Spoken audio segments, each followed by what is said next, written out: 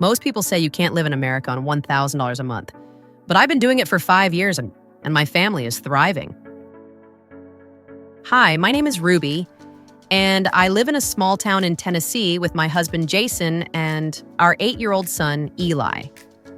If you told me a few years ago that I could keep my family comfortable on just $1,000 a month, I would have laughed and said, no way. But today, I'm living proof that it's possible. Not only possible, but peaceful, fulfilling, and meaningful. This is my story. A story about learning to live simply, managing money with care, and finding joy in small things. I was born and raised in Tennessee in a small town surrounded by rolling hills and old oak trees. When Jason and I got married, we didn't have much. We moved into a tiny old house that once belonged to my parents. The paint was peeling, the kitchen was small, and the floors creaked every time you walked. But it was ours, and that meant everything. Jason works at a construction site about 15 minutes from home.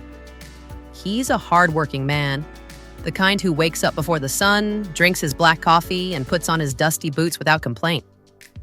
I've always admired that about him, his quiet strength.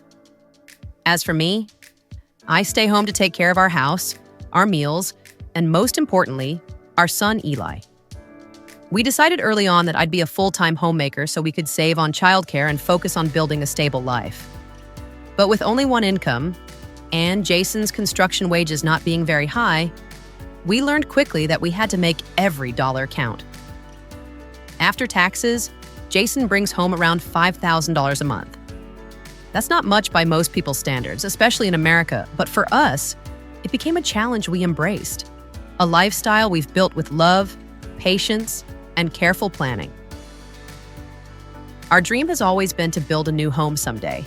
Nothing fancy, just a cozy little house we can truly call our own.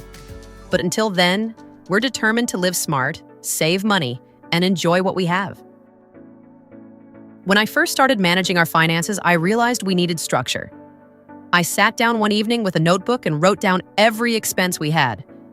After a few months of tracking, I created a budget that worked for us. Food and groceries, $400 housing and utilities, $350 transportation, $100 savings, and fun, $150. Every dollar has a purpose. Every category is a promise that we can live comfortably if we stay disciplined. Let me tell you exactly how we do it. 1. Groceries, $400 a month. Food is the biggest expense, but it's also where I've learned the most about saving. I shop mostly at Aldi and Walmart, where prices are lower. I also visit our local farmers market late in the day. That's when vendors start offering big discounts to clear out what's left. I can get fresh vegetables, fruits, and even farm eggs for 30–40% less than supermarket prices. I plan our meals weekly based on what's on sale. I cook big batches on Sundays, soups, rice dishes, casseroles, beans, and roasted veggies. Then I pack them into containers and freeze them. That way, we avoid food waste, and I don't have to cook every day. We eat simple but hearty meals, oatmeal and fruit for breakfast, rice and beans with veggies for lunch, homemade soup, baked potatoes, or pasta for dinner. No expensive snacks, no takeout. Just honest food made with love. I also use apps like Ibotta, Rakuten, and Honey. Every time I shop, I upload my receipts and get cash back. It's not much, maybe $10 or $20 a month, but over time, it adds up. That money goes into our fun jar for Eli's treats or family outings. 2.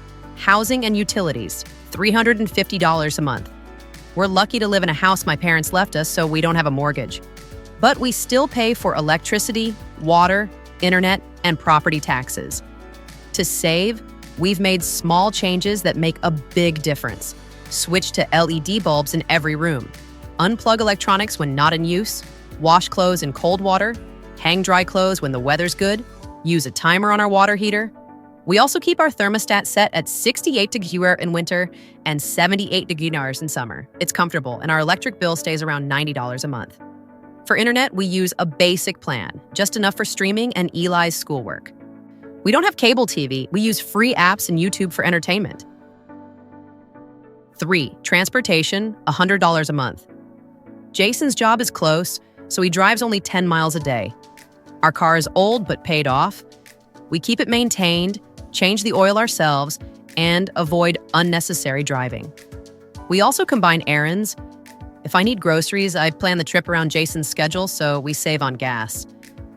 Sometimes we walk to nearby places, not just to save money, but to enjoy the outdoors. Eli loves those walks. He picks flowers, chases butterflies, and we talk about our day. 4.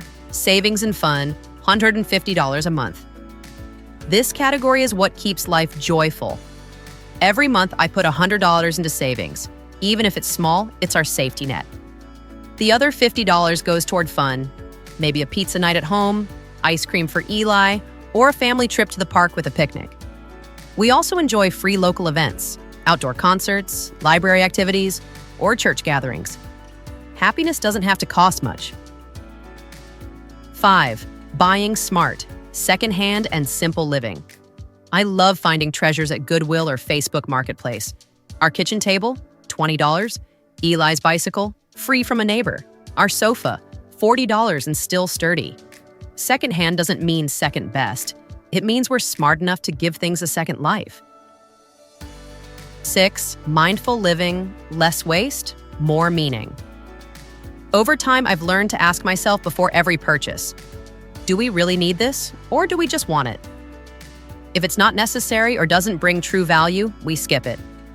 We don't buy bottled water, we use a filter. We reuse jars, cook at home, and make our own cleaning products with vinegar and baking soda. Little by little, these habits have become a way of life. We started this journey 5 years ago when Eli was just a toddler. Back then, I was scared. Scared we wouldn't make it. Scared we'd fall behind. But year after year, as we stuck to our plan, something beautiful happened. We learned to be content, to find joy in sunsets, home-cooked meals, and laughter around the dinner table. We started saving steadily.